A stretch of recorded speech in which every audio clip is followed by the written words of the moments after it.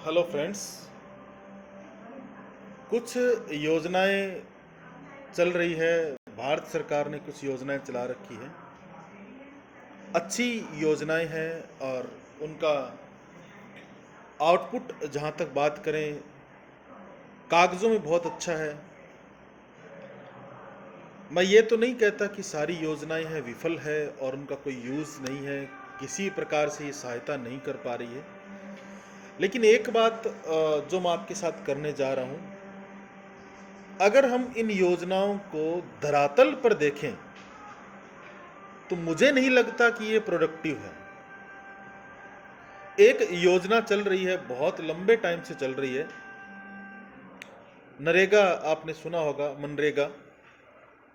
बाद में इसका नाम महात्मा गांधी के नाम से रखा गया था। लंबे टाइम से चल रही है, आपके भी गांव में चल रही होगी। रूरल डेवलपमेंट के नाम पर और लोगों के वेलफेयर के नाम पर एक बहुत अच्छी योजना चलाई सरकार ने। हम सराहना करते हैं उस सरकार की जिसने ये शुरू किया, और बाद में उस सरकार की भी सराहना करते हैं जिन्होंने इसका बजट हर साल बढ़ाते गए। अगर हम पिछले कुछ सालों का देखें, 7-8 सालों में, तो इसका बजट में बहुत ज़्यादा जो इंक्रीमेंट हुआ है, आप इसके डेटा गूगल पर पढ़ सकते हैं। शुरू में जब सरकारें बदली तो लगा कि शायद ये बंद कर सकते हैं, लेकिन उन्होंने जस्ट इसका 34,000 करोड़ रुपए का बजट दे दिया।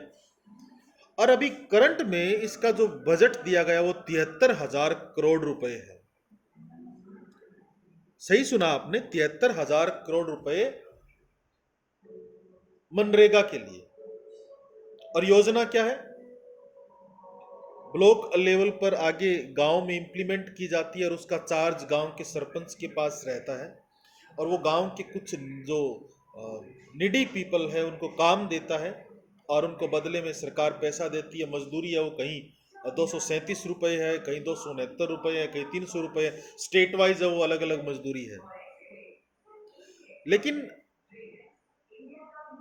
अगर आप इसको थोड़ा सा प्रैक्टिकली देखें, वो 73,000 करोड़ रुपए जो लोगों के वेलफेयर के लिए एक इन्वेस्टमेंट किया गया और लगाया गया, क्या वो 73,000 करोड़ रुपए इस साल का मान लीजिए, क्या वो प्रोडक्टिव है? या हम पिछले कुछ सालों का देखें, क्या वो सारा का सारा प्रोडक्टिव है? बहुत, अगर हम इसको कागजी लेवल पर देखें, अच्छे अच्छे रिसर्च पेपर लिखे गए हैं, लिखे भी जा रहे हैं मनरेगा पर। अब बड़ी बड़ी तारीफें करते हैं मनरेगा की कि बहुत अच्छी योजना है, ये है, वो है, ये आउटपुट है। कहाँ है वो आउटपुट? आप जब एक दिन मैं भी देख रहा था कि ये सड़क के किनारे कुछ गड्ढे खोदे जा रहे थे, पूछा तो बोले कि मनरेगा के मजदूर हैं। कुछ दिनों बाद वो गड्ढे हैं वो साफ हो जाते हैं। कुछ में पेड़ लगाए गए, कुछ दिनों बाद वो पेड़ सूख जाते हैं। Is it productive? आपको क्या लगता है? 5, 10, 20 लोग इकट्ठे किए, उनसे थोड़ी सी सफाई करवा ली कहीं, इज इट प्रोडक्टिव? 100 लोग हैं अगर किसी गांव में रजिस्टर्ड हैं, तो पहली बात तो वो जो 100 लोग रजिस्टर्ड हैं वो इस काबिल नहीं कि उनको मनरेगा में काम दिया जाए। वो वो क्राइटेरिया फॉलो नहीं करते हैं। दूसरी बात, अगर उनको काम दिया गया तो काम करने नहीं आते हैं। कुछ पैसा कहीं जाता है, कुछ पैसा कहीं जाता है, और सब शेयर आपस में बंटकर ये सारा का सारा पैसा लोगों की जेब में चले जाता है। ये योजनाएं सही जगह तक नहीं पहुंच पाती। अगर आप थोड़ा सा गूगल पर और डेटा सर्च करें तो आपकी इन्हीं योजनाओं के कारण 512, शायद 512 का डेटा चेक कर लीजिएगा, 512 billion US dollar international debt हो चुका है इंडिया पर। बहुत बड़ा अमाउंट है ये कर्जे का, इन्हीं योजनाओं के कारण कर्जा है। फ्री में दे दो, ये दे दो फ्री में, नो प्रॉब्लम, लेकिन आप उसको ऐसा काम शुरू करवा दीजिए कि वो आगे अपने आप काम कर सके। आप एक बार उसका पेट भर देते हैं, दोबारा वो कहां से कमा के लाएगा? तो क्या इन योजनाओं की कमी है, या कहीं ना कहीं भ्रष्टाचार है, करप्शन है, वो ज़्यादा है, या हमारे अर्थशास्त्री इस बात को समझ नहीं पा रहे हैं, या हमारी सरकारें हैं वो किस नीयत से काम कर रही है, इस पर भी हम सवाल नहीं उठा सकते, क्योंकि सरकार है, बहुत ऊंचा सिस्टम होता है उनका। और अगर इतने अरबों खरबों रुपए इन योजनाओं पर लगाए जा रहे हैं, तो हम क्यों, जो वर्ल्ड की हंगर रिपोर्ट आती है, हम सबसे पीछे पाए जाते हैं, भूखमरी।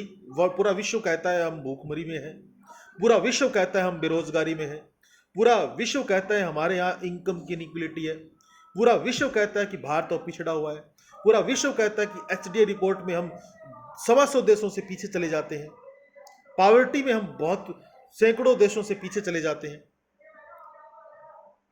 कहाँ कमी है? इतना बड़ा अमाउंट कर्जे का होने के बाद, इतने हैवी टैक्सेस होने के बाद, और इतनी सारी योजनाएं, ये तो मैंने एक योजना बताई है, मैं नेक्स्ट में कुछ एक स्पेसिफिक योजनाओं की बात करूंगा। तो इतनी सारी योजनाएं होने के बाद भी क्यों ना हम उस कुपोषण से उबर पा रहे हैं, क्यों नहीं हम पॉवर्टी से उबर पा रहे हैं? कमी कहाँ है? शायद सही इम्प्लीमेंटेशन की, शायद सही लोगों तक वो चीज़ नहीं पहुंच पाती वो की, और शायद सही प्लानिंग की। किसी को खाना देना ये वेलफेयर नहीं है, खाने के काबिल बना दिया जाए ये वेलफेयर है।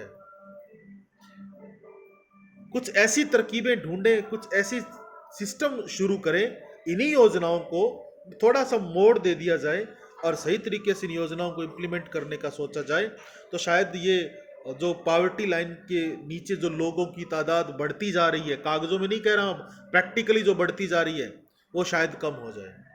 तो ऐसी बहुत सारी योजनाएं हैं। आपको लगता है जो इसको सुन रहे हैं कि आपके यहाँ ऐसी योजनाओं से, ऐसी आप मनरेगा की बात करें कि इस योजना से आपके यहाँ कुछ स्पेसिफिक काम हुआ है, तो आप कमेंट बॉक्स में ज़रूर लिखिएगा। मुझे नहीं लगा तो मैंने यहाँ अपनी बात बोली है, और अगर आपको लगता है कि ऐसी योजनाएं ही चलनी चाहिए, तो मुझे नहीं लगता कि आपको सही लगता है। फिर भी आप अपनी राय दे सकते हैं, अपनी बात रख सकते हैं। और मेरा तो यही सजेशन है कि कुछ प्रोडक्टिव योजनाएं सरकार को शुरू करनी चाहिए, तभी ये पॉवर्टी, अनएम्प्लॉयमेंट है, इन पर काबू पाया जा सकता है।